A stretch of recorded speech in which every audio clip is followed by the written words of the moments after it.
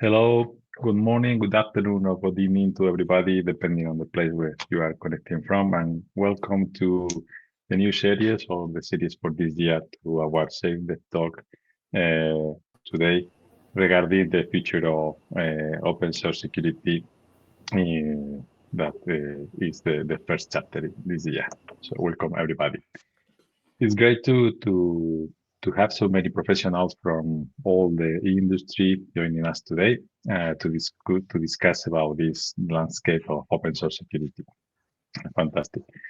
The role of open source security in the modern development has never been more significant, but with great reliance comes great responsibility.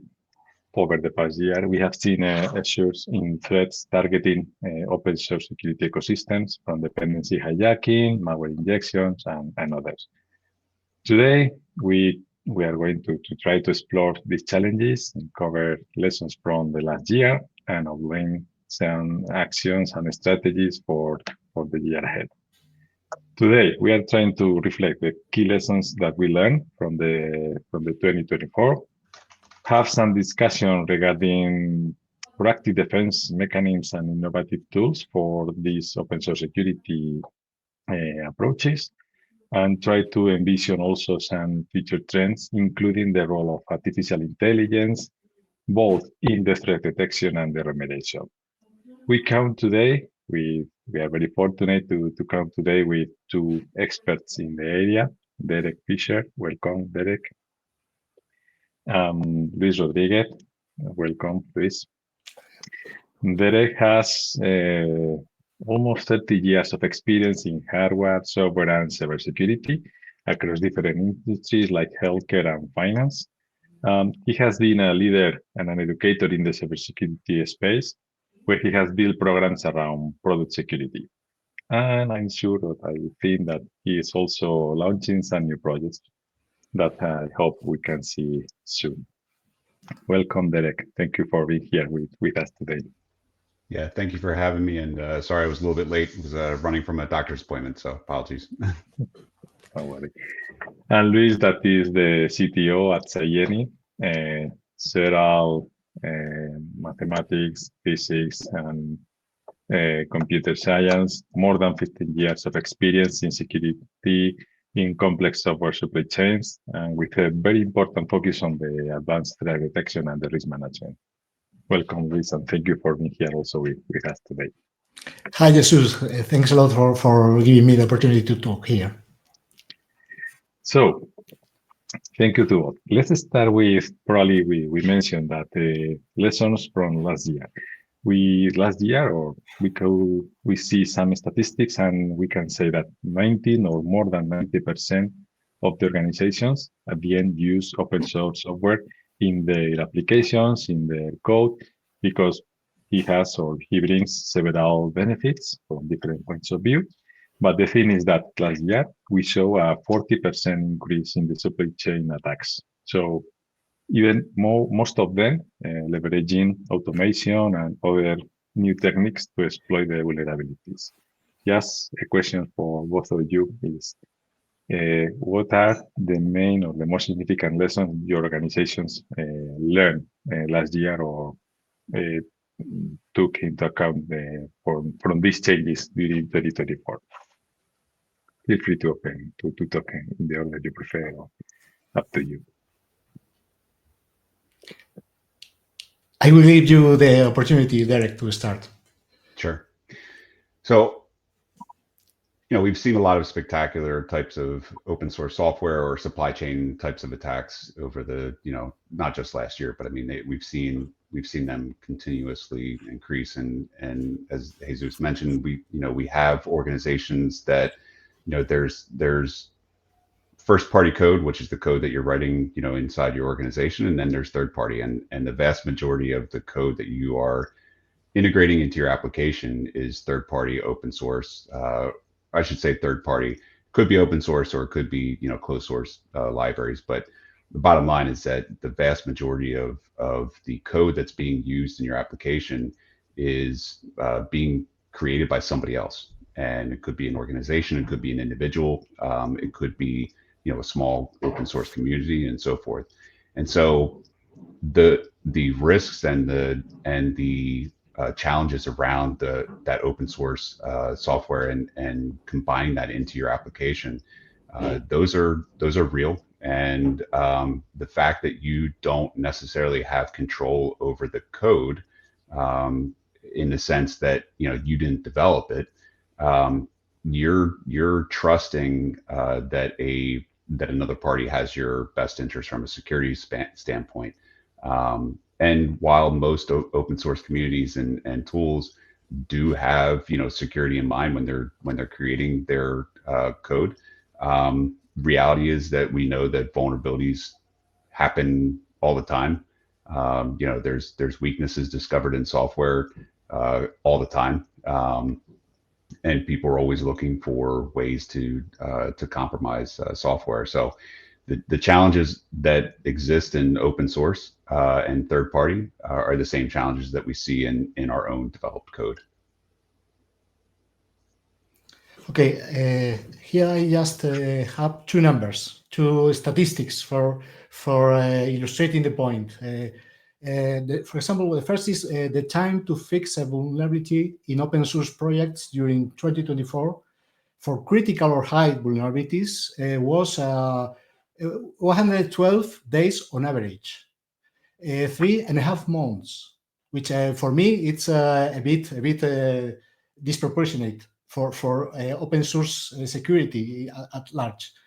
But anyway, this is a dramatic improvement over recent years because and in fact, it's almost half of the time required in proprietary projects. So we are getting better, but not enough better to have a complete assurance of the safety of supply chain components. For the second number, it's a bit more disappointing because as of October 2024, 13% of Log4j downloads have the infamous Log4Shell vulnerability, which is one of the biggest, most eloquent vulnerabilities so far. So fixing any vulnerability, even the famous and actually exploited ones, is not so easy as it seems. Thank you very much. It's very interesting this data regarding the time we are improving, but enough. That's really interesting. That maybe we can discuss later about this, how we got this improvement. So at the end, the thing is, we have mentioned that there are a lot of new type of attacks or usage of automation and this kind of things. So the thing is, attackers has demonstrated new ways to exploit the software supply chain, or old ones like the Log4Shell vulnerability that you mentioned, this for example. Okay, the thing is, they are going to try, or they are trying to go further than the traditional vulnerabilities in some cases, and more than 5,000 malicious packages were identified during the last year, for example. Probably this amount is done through automation or any mechanisms to do this. It's easy to try to put dependency hijacking, typo squatting, or these capabilities. The thing is, with this new landscape, what's the industry doing, or how we can improve the identification and mitigation of these emerging exploits? For example, Derek, I don't know if you can provide something in this line or your thoughts on this.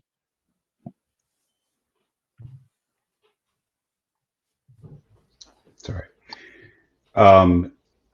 Yeah, so you're talking more about the like, as far as automated attacks or just general attacks on open source.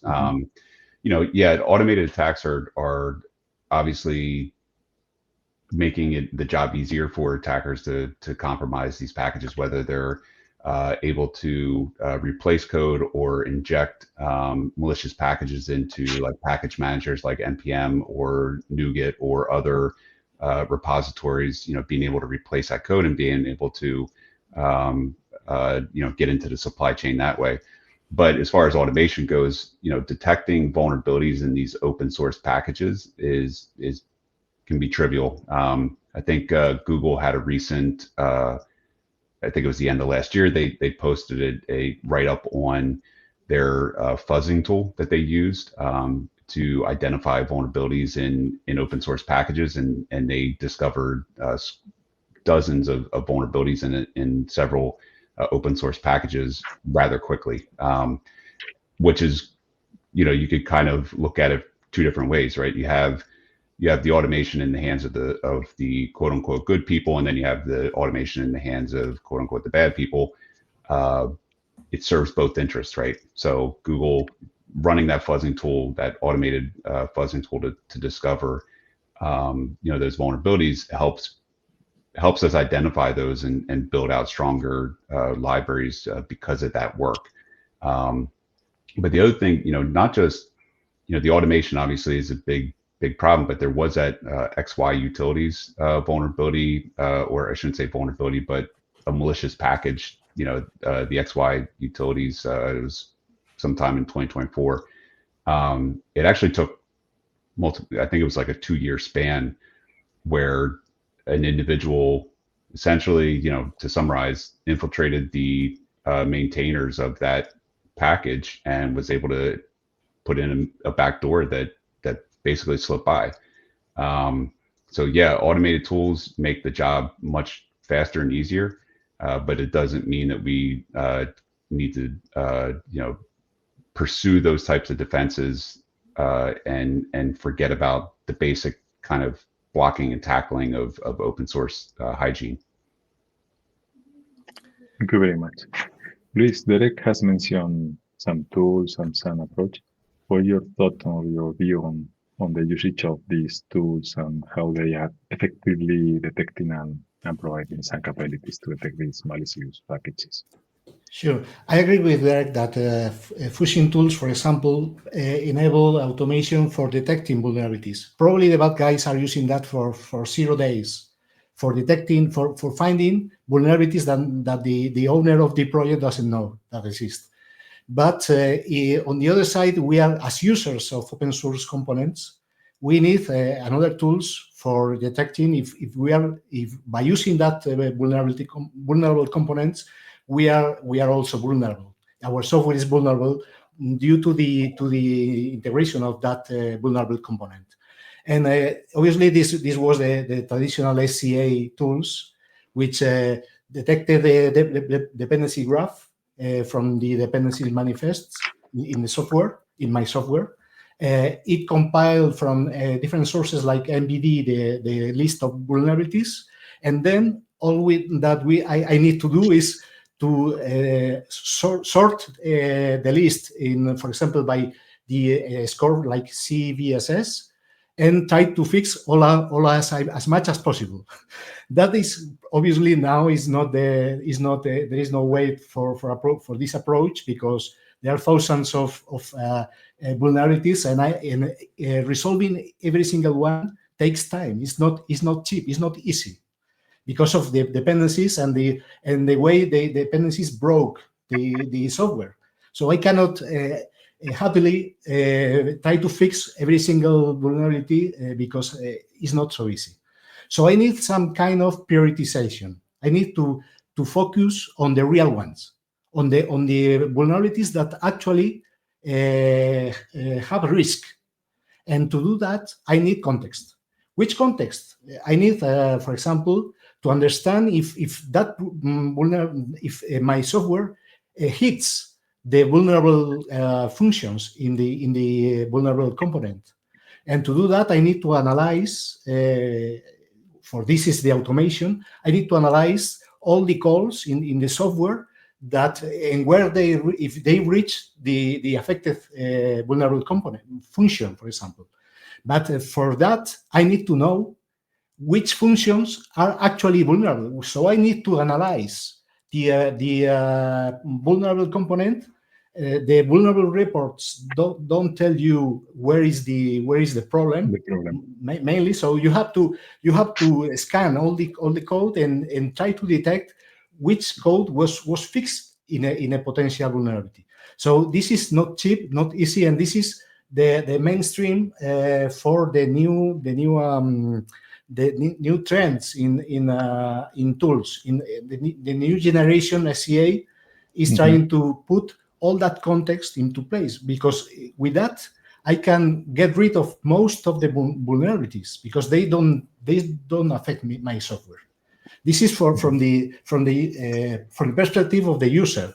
But of course, I agree with Derek. There are automation also in detecting the problems in the open source components themselves. I think like Derek has introduced like some proactivity, trying to detect something before using it. Okay, but even, for example, there are other trends or other things like the threat modeling. Okay, that I think Derek, you know a bit about this. Probably is been emerging. It's been incorporated to the operations in the companies to try to anticipate these vulnerabilities before they occur. I think it's difficult to differentiate between vulnerabilities and the malicious behaviors. Okay, it's still a challenge. But in this sense, Derek, in order, threat modeling sounds like a bit theoretical. Okay, but what's your recommendation, your guidelines, your tips to the organization so they can convert this theoretical model or this approach in something practical in the day-to-day of their operations? Yeah, and I think, threat modeling is notoriously heavy, right? It's a heavy process, and it doesn't have to be, right? I think we've kind of created this heavy process because we want to show that there is, an artifact at the end of a threat model process. But in reality, and this is the way I usually describe it, in reality, we threat model all the time, in our personal lives, right? We talk about, should I park my car in this part of the neighborhood, or should I, I don't know, you can think of all kinds of different scenarios just in your daily life where you may not be thinking of it as a threat model, but subconsciously you're running through the risks in your mind. And so we need to be able to take that same type of mindset, what we call the threat modeling mindset, into, the activities that we do on a daily basis. So, and the easy way to think about it is, the 4 questions that we often attribute to threat modeling is, what are we building? What can go wrong? What are we going to do about that? And did we do a good job? Those first 3 are things that we can do pretty quickly when we're evaluating a new design or a new approach, or just looking at an architecture in general. Is, okay, here's what we're building. What can go wrong? And we need to be able to think about that in the context of those third-party open source software that we're pulling in as well, because again, we're not developing 100% of the code ourselves in our applications. We are relying on third parties. And so the same way we approach third-party management, whether it's software as a service, whether it's an MSP, whether it's a cloud service provider, we look at all of those from a risk perspective. Why should we not consider the open source packages or the open source relationships that we have in any different way? We need to be able to build it in such a way that if there's an outage or we need to remove that package or make an adjustment, that we can do that in a clean fashion. May not necessarily, I mean, you want to be able to do it quickly, but you want to be able to do it at least cleanly, be able to move. You don't want to be so entwined with a third party, having that tight coupling with your architecture that a piece of code that you don't own is a single point of failure for your application.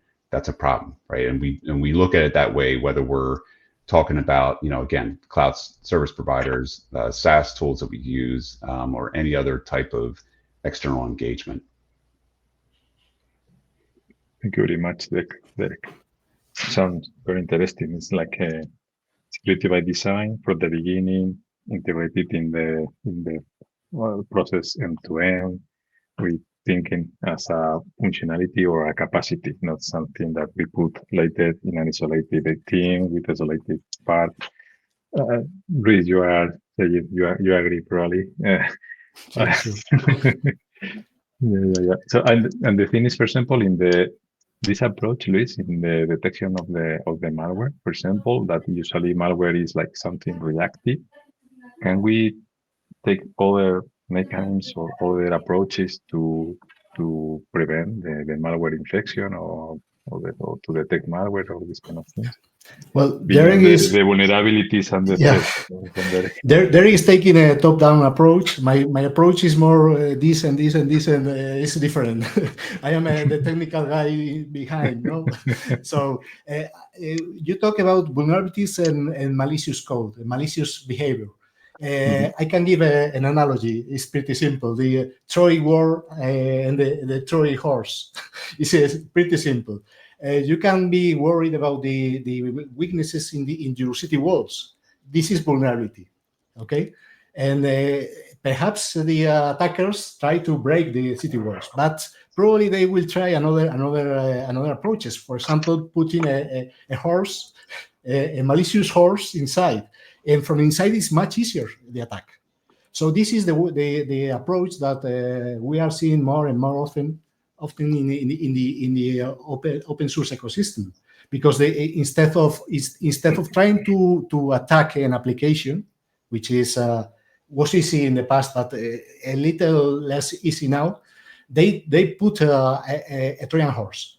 They inject a malicious component, a popular one if possible, in the public registry, and the users will download it automatically. This is the approach. The problem is first thing. Is it possible to detect malicious packages? Derek mentioned the XZ attack, which was one by a state-backed actor. Is not obviously if you ask now, many companies will say, "Oh, I could detect that," but nobody detected. It was by accident, by chance, where it was detected by a performance problem, in fact. So is this kind of attacks probably are more quite difficult to be detected. But I have to attend at the risk. And the risk is the frequency of occurrence by the impact, if I understand the... So if I can take care of the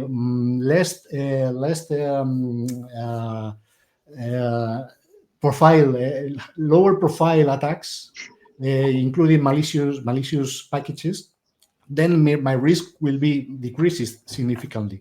So in that case of no highest profile malicious packages, it is possible. I have to say that 100%, because they are using, obviously they need to hide the malicious payload, and they need to evade detection. So this kind of behavior is much easier to detect than the actual payload that is performing the malicious activity. So it's pretty easy to detect, unless they are using a specific approaches. It's pretty easy to detect that something is wrong with the package. An open source package should not obfuscate itself. But when it does, probably something is wrong with that. And this is pretty easy. The problem is to understand which is the real attack payload, because there are other reasons for obfuscation, not only highly malicious behavior. But it's not that difficult to find potential malware. But then you have to analyze, because you cannot you have strong evidence to getting deleting a package from the public registry, and for that you need to disable the obfuscation and understand what is happening there. So this is not so easy, but it can be done, and this is our approach. There are three different approaches: one using capabilities, one using anomaly detection. When they put in a sandbox the component, they install and run the component and try to see what is doing with the file system and with the network. And if they find any anomaly with respect to the previous behavior, then you have something strange. The third approach is the one we mostly follow, which is using static analysis with the component table that is downloaded from the registry to find that behavior statically. This is our approach, but obviously it could be done. The detection of malicious packages. Sounds interesting how the possibilities to integrate this approach with the threat modeling that Derek mentioned before. Hey, that is if I could, part of the. Yeah, if I could ask, Luis, I mean, have you seen other companies use like internal repositories or registries as opposed to like pulling? You know, most companies will at least monitor the access to the external repositories, but there are some companies that will pull, repository internal to the organization and say, to the development team, this is the only, you're not going to go to the public repository. You're only using, company X, our internal repository. Have you seen that elsewhere? Sure. It's quite common. And you have a whitelist of allowed dependencies. The point is that with malware, you have a popular dependency that is okay, but imagine that at a certain point, the contributor gets its publish access token leaked. So a threat actor can use that token to publish a malicious component. You need, obviously, this component is in the whitelist and will be installed. If you don't know that the component is in fact malicious, that version is in fact malicious. So you need both things. You need a firewall to avoid installing external strange dependencies, but you also need some mechanism to understand if some version dependency is in fact malware malicious or not. Yep. Okay, much interesting. This design, Derek, of using internal repositories, implementing the firewalling, could be part or could be considered part of the threat modeling strategies to prevent any issues in the future, and how we design the infrastructure and the architecture of my system and this kind of thing. Yeah, I mean, again, I think it's a matter of understanding, like we said, risk comes from likelihood and impact, so what is the likelihood that, if you're using dozens or, 100 external dependencies within your application, what's the likelihood that 1, 10, 20 of those could be compromised? And then what is the impact to your application and to your broader organization based on that? And I think, threat modeling is, it doesn't have to be that large scale effort of, sitting down and drawing out the architecture and creating a robust, threat model. It's more, okay, what do we do when, this component either becomes compromised? Can we quarantine it away from our application? Is it a single point of failure? If so, do we have a way to route around that? And I go back to when I was a software developer that, we often, when we would evaluate a package or a third-party tool to use in our application, the first question we would ask is, what happens when this company goes out of business? And, that wasn't a security question. That was just a design question. It was a question of like, we're relying on this piece of functionality to operate. What is the likelihood that this is going to go out of, that they're going to go out of business? It's going to stop being maintained. It's going to go end of support. Those questions, while they're, hygiene types of questions, they have a security bent to it. And so I think we need to carry on that type of mindset of what happened. We can't, the zero trust, right? We can't trust that this is going to be here. This isn't going to be vulnerable. At some point it could be. How do we build our design around the being able to place either mitigations in place until we can get a replacement, or do we have an alternative that we can quickly fall back on? This is the term operational risk, or part of the operational risk, of course. Yep. Fantastic. Before moving forward, we have a question in the chat. Okay, I'm going to share with you. Sean is asking if that, or is suggesting that some of the providers usually are not providing the SBOM, okay, of their products, and he asks how we can have some protection, or how can we do our checks to validate the security or something if we don't have the full picture of all the details regarding what they are using, the vulnerabilities or something like that. Is there any mitigation? Probably we are not going to be able to be completely secure, but is there any way of to mitigate this lack of information, or to other mechanisms to protect against not having this? I think it'd be a great question to ask why they can't produce that, right? Why can't, and it could be the fallback of like, well, it's internal proprietary information. We don't want to provide that type of information. But, this is one of those questions where it depends, right? If you're a big enough organization and you want to work with a third party and they refuse to give you, it doesn't have to be a formal SBOM, but tell us what is in this, what's the recipe of this cake that you're baking for us. And if they can't tell you that, then that's either pointing at their, security processes, which may not be where they need to be. And maybe, again, if you're a big enough organization, you can throw your weight around and say, we're not doing business.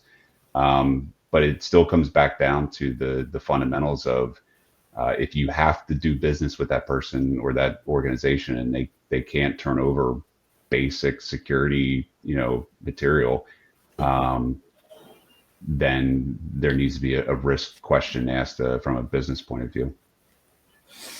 I think it's also a regulation matter, because if you're a US government, you can demand that every supplier has to provide the SBOM. That way you can, but obviously this is a problem, and obviously you can try technically to reverse engineer, which is forbidden, perhaps. You get a lot of problems with trying to get to recover the SBOM from the end product, which is proprietary. There is no easy solution for that, in my opinion. But it's 2025, right? I mean, like the days of not having your security available to the people that you want to do business with is kind of, that's not the way you do business anymore. Again, every situation is different. There may be some details and nuance that we're missing here, but an SBOM shouldn't be top secret. So it's like having something obfuscated in the package. At least mentioned it before. And to be honest, like sometimes what I've seen work before is they may not hand over a file, but at the very least you should be able to review that with them. Like if you can get a hold of somebody, and I'm just thinking through from a practical standpoint. If I needed to view their bill of materials, like if you're not going to send me the file, then we need to jump on a call and you need to show me, right? And again, this depends on the relationship. It depends on what you're trying to work with this third party on. But you have every right to push on that. So we have another question. People is being participating. Fantastic. We have another question. It's regarding the extended package incident that was related with the malicious open source incident that we had last year. And the question is if all the malicious packages or malicious activities should receive a CD alert in order to improve the information network or the capabilities worldwide. Okay? What's your thought on this? Well, let me answer. First, most of the malicious packages, at least the common ones, because there are many thousands per day, but the most popular ones, the ones that make headlines, receive a CVE. And the CVE is similar to with the CVSS score, and so that. And so malicious get the CVE attached. The problem with that is that the publication of the CVE takes time. So there is a lag between the moment where the malicious component is detected and the moment where the CVE is published. This lag is a few hours, few days, it depends. The second problem is that in the meantime, the component is readily available from the public registry. So, and it takes days to get removed from even when we know that is, of course, if it's a big one, the component gets removed immediately. But if not, it takes many days to get removed from public repositories, because they have a strict check, a strict process for removing published components. So there is even some registries listing all the known malware components. So malware components are known. The problem is that I need to know when they are malware early in time, not when everybody knows that it's when the CVE is published. I need to know that it is a malicious component in a few minutes after it was published, because my build can use the malicious component because it's automated, it's running all the time, and I don't know if I can install the malicious component inside my CI/CD system or one of my developers. So the problem is that you need early warning, and this is the other point of the story. Yeah, and I'll just add my 2 cents here. I mean, I think a CVE number, like everyone heard about the XZ package, when it came out, right?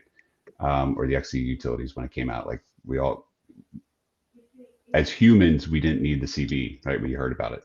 I think CVEs come and play more effectively from a numeric perspective when it comes to the tools, right? If you are using scanning tools or your risk registry or your tools in general, right? The CVE is a machine readable number associated with a vulnerability.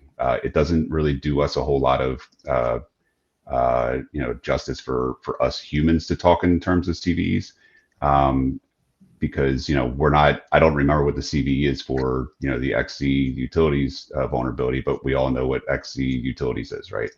So I think it does make sense in most scenarios to have a CVE associated with the vulnerability, because it helps with that tooling perspective and that automation, which is what we need more regularly in application security and product security in general.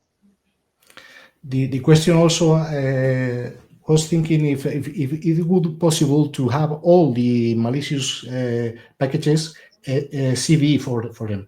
I think it's not possible, because in the last year there was 700,000 malicious components. You can understand what is the number of staggering number of most of them are typo squads, all following variants of a popular package, trying to get some phishing. It's actually a kind of phishing, but 700,000 CVEs is not possible, I think. No, I think they are having some delay to assign CVEs to the current vulnerabilities reported. So if we put 1 million more there, right? Yeah, that's a whole another conversation around the CVE, structure and how that's working and how it's not working, and yeah. It's true. Thank you very much. I hope we answer your question. Let's continue. Luis has mentioned, for example, something that regarding the publication or sharing the SBOM or these details regarding security has mentioned some regulation obligations and these kind of things. We had last year here in Europe the DORA regulation that is now finishing or reaching the deadline. Now we are starting with the NIS2 and other regulations that consider end-to-end security that force, for example, to share this information in certain sectors like financials, banking, and this kind of things. But in general, we have some regulations and some recommendations that are growing this year. Frameworks emphasize the operational resilience, third-party risk management, putting more focus on knowing or inventorying all the third-party components, their asset, their security posture, disinformation regarding the assets of third parties, these kind of things. Luis, Derek, from your experience, these initiatives of regarding regulatory compliance and forcing this is improving the security across the open source security, or is something that is slow, should be quicker?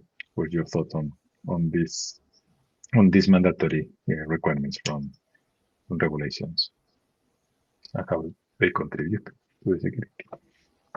Yeah, I think it's to me it's good that we're putting the that we're putting the magnifying glass on it. We're saying, hey, this is a priority. We recognize there's a challenge here. We're going to try to solve it.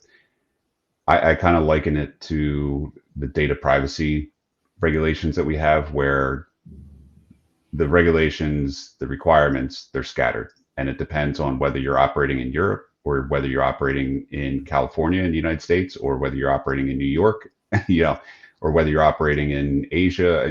And so I think we're starting to see a lot of push for tighter controls around specifically supply chain, but open source software as well. And I'm speaking from the U.S. perspective that the previous administration was very forthcoming and wanting to tackle that problem, especially after the Colonial Pipeline and SolarWinds and some other types of kind of spectacular attacks that we saw here.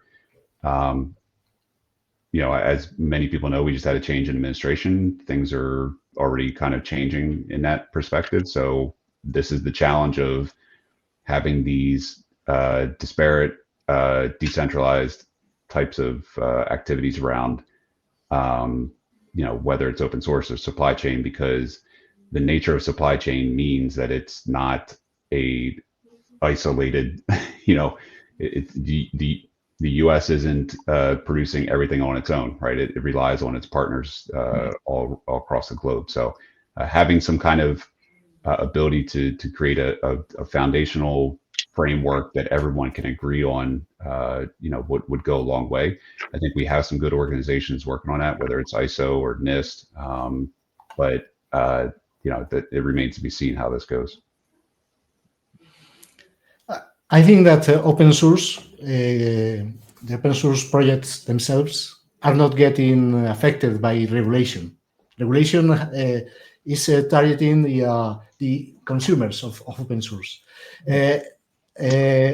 But for example, there is a new act, the Cyber Resilience Act from the the European Union, that put specific obligations for open source software stewards. The organizations that provide sustained support for development of free or open source software. In the beginning of 2023, there was a lot of movements because the open source projects in the organizations around, like Linux Foundation and the OpenSSF and GitHub and many others, claimed that that was the end of open source in Europe, at least, because they were trying to be put on the pressure of having to comply with a lot of specific regulation. In the end, that only affected to the companies, the stewards that promote an open source project and get some benefit from that. which is in theory should enhance the security of that kind of projects. But the most popular projects are not of this kind. Many of them, many of them. Some, of course, I will see a struggle between the open source communities and the regulators trying to convince one each other. The philosophies, different philosophies. Yeah. It's a matter of politics, not only of cybersecurity. Yeah. Thank you very much. And I mean, I'll say that I think that's the challenge, right? Is that there's, it comes down to, politics and willingness to do the right thing. Security knows what needs to be done. Security can can solve this problem. I think, when regulation steps in, does it help? I don't know. It remains to be seen. So the open source community is also working hard trying to improve. For example, the OpenSSF Foundation is making some progress for example, in improving the security of the package managers, which is a first point. And there are many other initiatives trying to improve the security of open source projects. For example, they have a project named Scorecard, which was quite popular in the 2022 and 2023, and this year is getting less traction.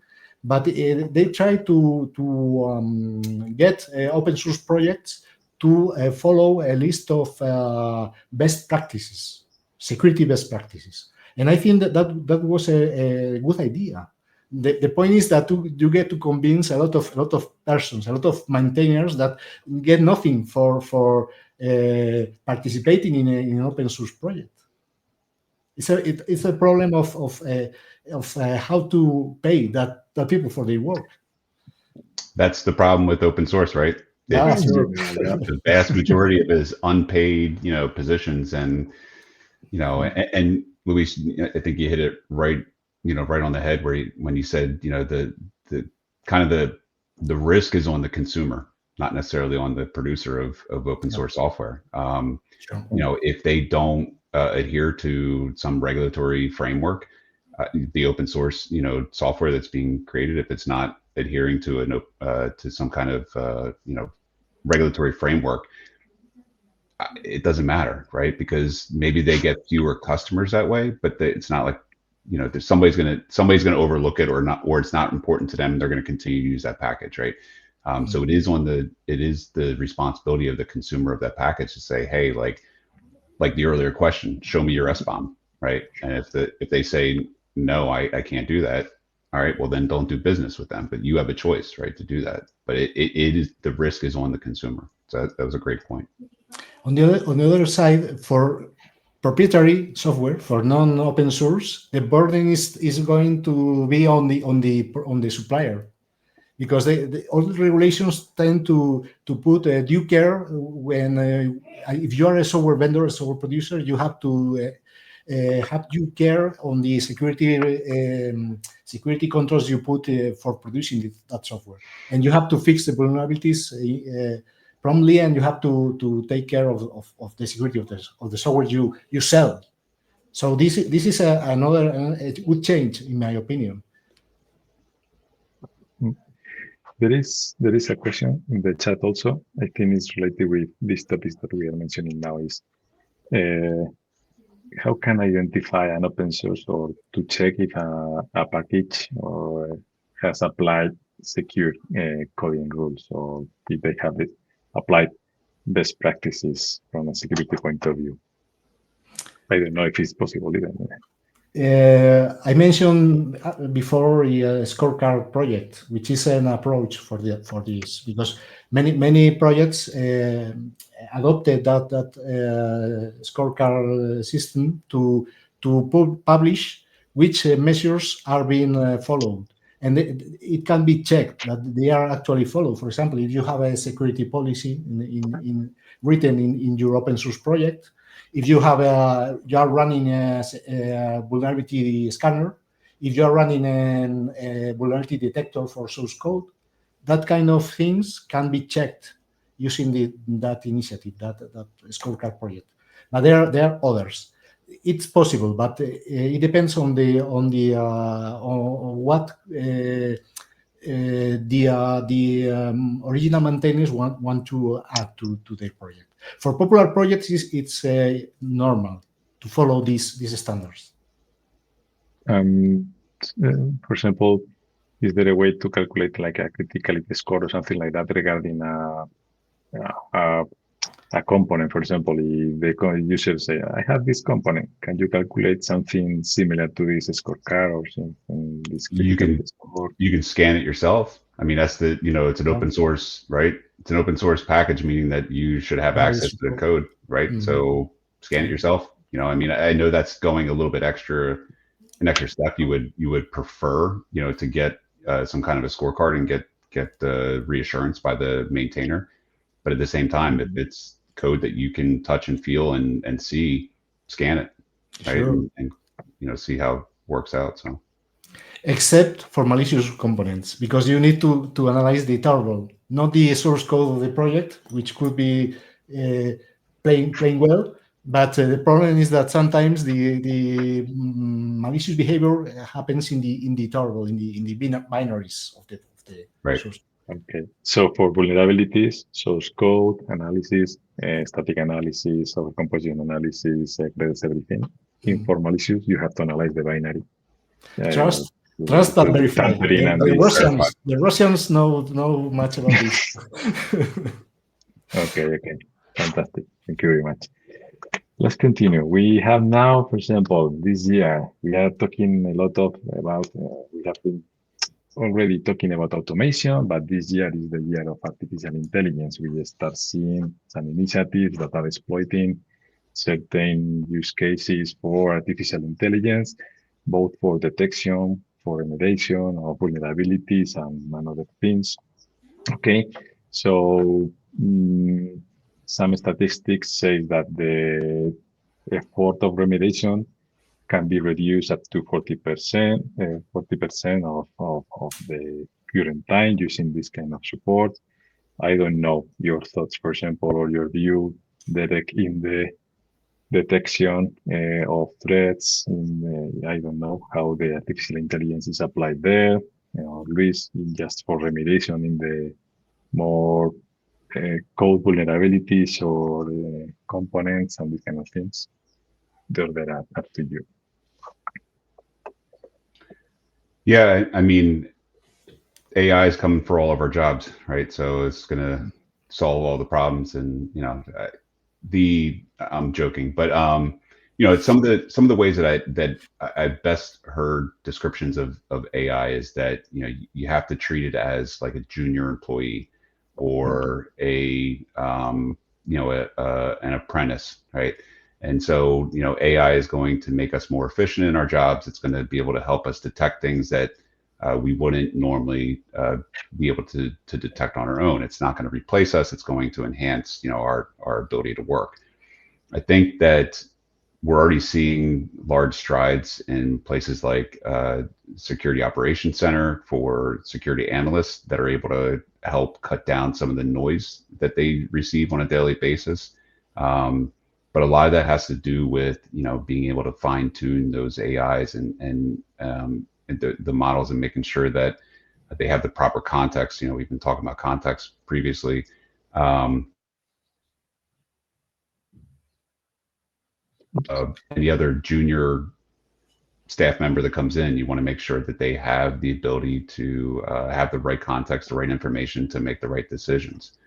As far as from a malicious attacker perspective, AI is obviously going to make, from what I understand, somebody could prove me wrong, but from what I understand is that, AI is not generating novel malicious code without, somebody being able to, create code with the assistance of AI, right? They can do that, but AI is not going out there and generating new malicious code that they can use to create attacks. But just like, AI can make us more efficient from a defender's perspective, it's obviously going to make attackers more efficient in discovering new vulnerabilities, being able to generate exploit code maybe more efficiently. So those things we will likely see a ramp up of frequency in attacks. I agree with you, Derek. From the bad guy side, they were using Gen AI for gathering intelligence about the victims, but they are not using for creating new attacks because the AI does not have the capabilities for that. As of today, the point is that this is evolving. I don't know in the future. I cannot predict. But for now, they are using for gathering intelligence, for creating deep fakes. They're using for in some cases even video deep fakes, and things that they can get money or deceive the victim for phishing, spear phishing, for example, easily. This is the way they are using now the AI. In the side of the protection, obviously there is one use case, the easy one, which is summarizing or explaining a security issue found by a tool. This is an easy and perhaps low value use case. I think that the real thing is in streamlining remediation. Remediation is much harder problem. Currently, I think that it lacks the accuracy, the coding accuracy for fixing, for example, a security vulnerability in source code. Because, for example, if we try to do that, we experimented with that, and we for example, say, okay, we have here a SQL injection, fix it. And yes, he put the use prepare statement, and he substitute the statement with a prepare statement, but without changing the concatenation of because the AI doesn't understand anything about about what happening there. So it was a terrible experience. It was not because the AI is not accurate enough for coding that kind of remediations. They can they can I will say vomit, but they can put a lot of text that seems reasonable, taking what it was already written by a human. They are perfect for that. But Gen AI is not ready for solving or for remediating, for example, coding vulnerabilities, in my opinion. Yeah, today, as you mentioned. Okay, let's put on Nico. This is evolving quite. Yeah, I was about to say the same so. thing. It's evolving. So I mean, and there's certainly a lot of people working on a lot of things with AI. I mean, I've seen some pretty spectacular things that blew my mind in the past couple of weeks or months. It's just like, man, it's quick. Like this is evolving. It's an impressive rhythm. Yeah. The Turing test is already broken. Right. Okay, so we are running out of time. So yes, we have two topics. One is the trends. What's your thought on the trends for this year, for example, regarding open source security in general? And then just to close, probably we can do in two steps.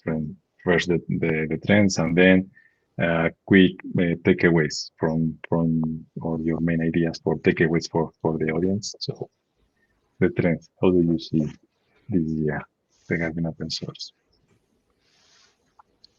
Please start. Okay.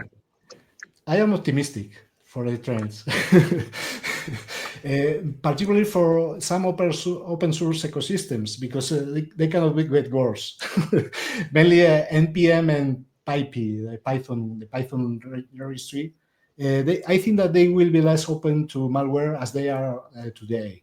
The OpenSSF has a securing software repositories working group active here, so I think that we will see changes right in the close term.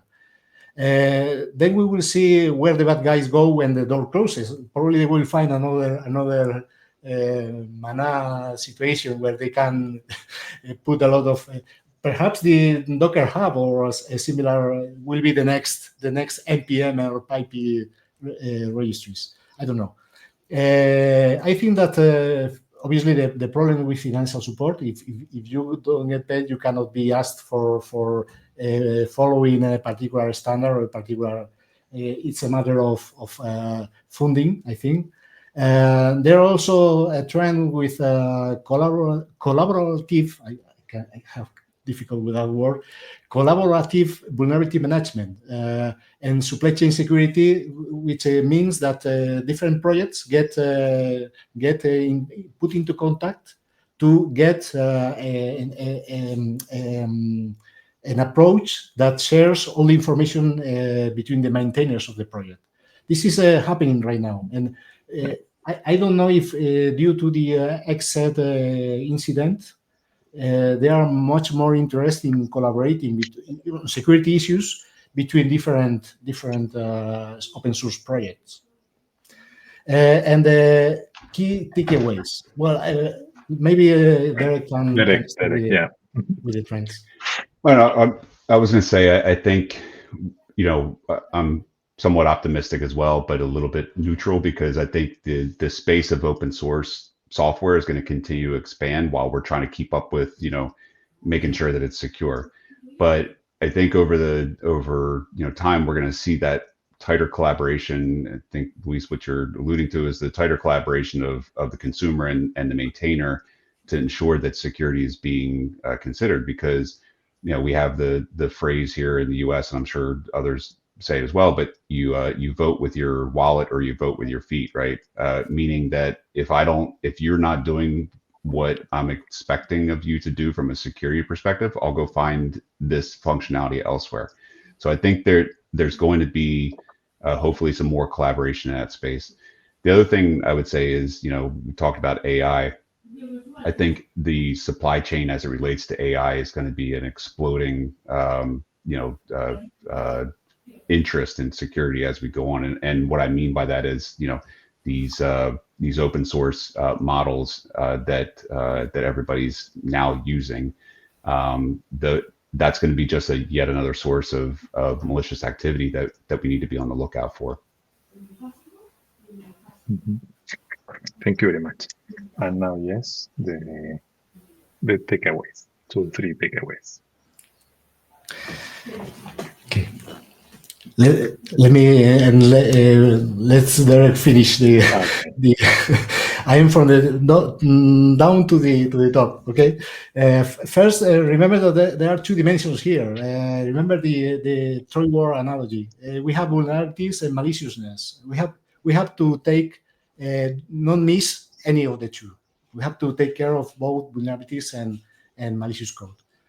Most attack of the infrastructures start with when a credential or token is leaked. If you look at the past year incidents, many of them, for example, this Snowflake incident, which was another big one, happened because there was a token stolen that allowed the end users to exfiltrate a lot of proprietary information from the cloud database. So take secret leak prevention seriously. This is my recommendation for a very a problem that seems to be solved, but it's not solved. In fact, you have to take. There are many alternatives. Passkeys, for example, are getting traction. You have secret vaults, but in the end, a third-party contractor is using his own PC for working for their own leisure and installs a malicious component that exfiltrates the passwords for the customer. So in the end, this is quite difficult to get done properly. And follow the principles. Assume breach, I think, is a nice principle. Means that the incident response plan must consider the scenario of, for example, when a malicious component on the software developer of an CI/CD system gets installed. I have to be prepared for the worst. Defense in depth, obviously, is another principle that makes sound here, because I should, for example, conduct regular and mostly automated security audits on third-party software, not only open source, but if possible, third-party software, proprietary third-party software, if possible. And secure by design. Derek mentioned before, of course, threat modeling and practices in the application security program. Application security program is the driver for everything. I have to put everything inserted in an application security program. Yeah, I think that's all good stuff. The only thing I would just add there, again, I would agree with everything that's been said. I think for me, it's, make sure, like we talked about, trust but verify. If you have the ability to scan or review the code that you're using, it's that's completely okay to crack that open and take a look at it. Give back to the open source community as well. I think, as I was talking about the relationship between maintainer and consumer, the consumer, we shouldn't just be taking for the sake of taking. We should be giving back as well. So things that are being noticed, or improvements that should be made, or security considerations should be returned to the maintainers, because again, a lot of these individuals are unpaid, doing it out of the goodness of their hearts, creating these packages that are used by a lot of organizations, and they don't see a lot of response from that. So give back when you can. So.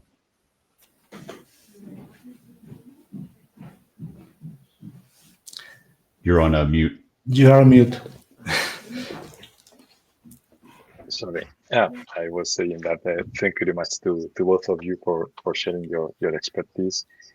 I hope, Derek, that I recommend that you have a very good new project with the secureworkcoach.com. Okay, that probably provide a lot of mentoring and training in that channel. So best wishes for this new project.